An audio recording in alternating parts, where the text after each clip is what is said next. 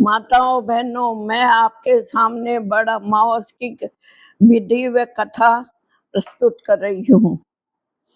बड़ सावित्री व्रत जेठ माह की अमावस को होता है। इसमें त्रयोदशी के दिन से 3 दिन तक उपवास रखते हैं, हवन किया जाता है तथा बड़ की पूजा की जाती है। भीगे चने, कुमकुम, चावल, फूल, फल, दक्षिणा आदि चढ़ाकर कच्चा सूद बड़ को लपेटकर परिक्रमा की जाती है। बड़ के पत्ते के गहने बनाकर पहनने चाहिए। कल्पना निकालकर कहानी सुनानी चाहिए। कथा।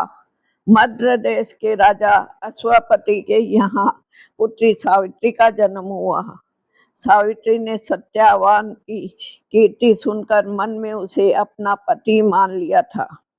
राजा ने भी हाँ भर दी। जब यह बात नारद जी को मालूम हुई तो वे राजा अश्वपति से जाकर बोले, राजन, सत्यवान गुण संपन्न व धर्मात्मा अवश्य है, लेकिन वह अल्पायु है। केवल 1 वर्ष बाद ही उसकी मृत्यु हो जाएगी। नारद जी की बात सुन राजा अश्वपति उदास हो गया।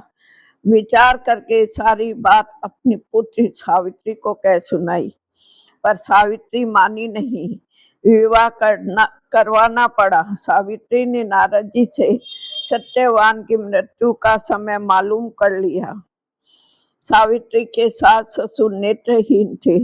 सावित्री ने ससुराल में पहुंचते ही सास ससुर की सेवा करना शुरू कर दिया। उसने जब जाना कि पति की मृत्यु का समय नजदीक है, तब सावित्री ने 3 दिन पूर्व से उपवास शुरू कर दिया। मृत्यु के 3 दिन नित्य की भांति सत्यवान लकड़ी काटने जाने लगा। तब सावित्री भी सास ससुर की आज्ञा से सत्यवान के साथ चली गई।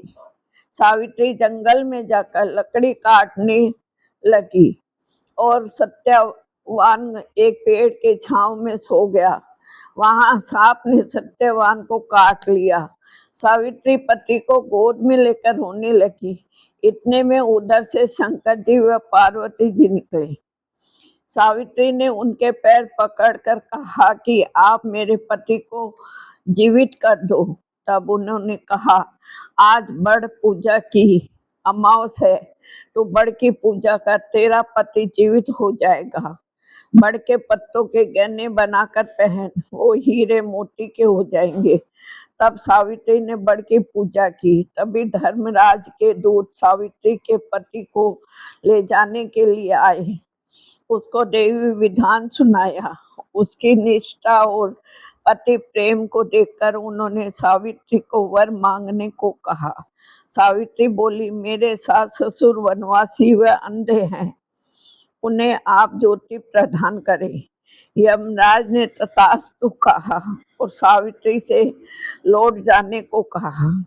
यमराज की बात सुनकर सावित्री ने कहा, महाराज, जहाँ पति वहीं पत्नी कहते हुए पीछे पीछे चल दी। यह देखकर यमराज ने उसे और वर मांगने को कहा।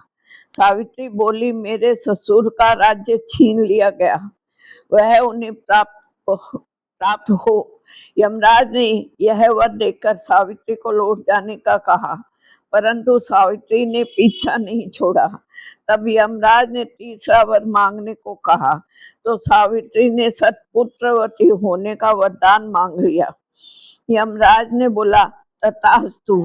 सावित्री फिर पीछे पीछे चली तो यमराज बोले, अब क्या चाहती हो? सावित्री बोली, मुझे पुत्रवती होने का वचन देकर आप मेरे पति को तो लिए जा रहे हो। तब यमराज को अपनी भूल ज्ञात हुई तथा वचन रखने के लिए सत्यवान के प्राण वापस कर दिए। सावित्री उस बड़ के पेड़ के पास आई जहां उनके पति का मृत शरीर पड़ा था। उसमें जीवन का संचार हुआ तथा सत्यवान उठकर बैठ गया और घर आकर देखा तो माता पिता को भी दिव्य ज्योति वाला व राज वैभव युक्त पाया। इसके बाद सत्यवान सावित्री ने 100 पुत्रों के साथ चिरकाल तक अखंड सौभाग्य व राज्य सुख को प्राप्त किया। जिस तरह सावित्री को पुत्र सुख व अखंड सौभाग्य दिया भगवान, वैसा सभी को दे। कहते सुनते उकारे भट्टे को, घट्टियों पूरी करो, पूरी प्रमाण करो। एक विनायक रंग्यो चंग्यो वृंदावन में, सदा सुरंगो खेती करन बिन जी जाए। घर बैठे लाडूड़ा खाए, चौका चौका आप खाए, भूंडा सुंडा मान दे। चुगो चुगो चिड़क लो, चुग चुकी जो सिर द्वारका की नाथ, भाई की बहन पुरस की स्त्री, बेटा की माँ, भरत बड़ुल्या को फल मानो, जो काणी कटा को फल मानो। जो तपियो बैठो तप की बाढ़ में भाग का व्रत की पाल, विश्राम की राई, विश्राम की ढुआई, विश्राम को खाटे पीटे सदाई खाई। आगे काम पीछे काम, हर की पेड़े लियो विश्राम। हर का दासार पावे बैकुंठा का बासा। गणेश जी गणेश जी गणेश जी गणेश जी गणेश जी, 5 नाम गणेश जी का लेवा, कदे न ना की भूखी लेवे।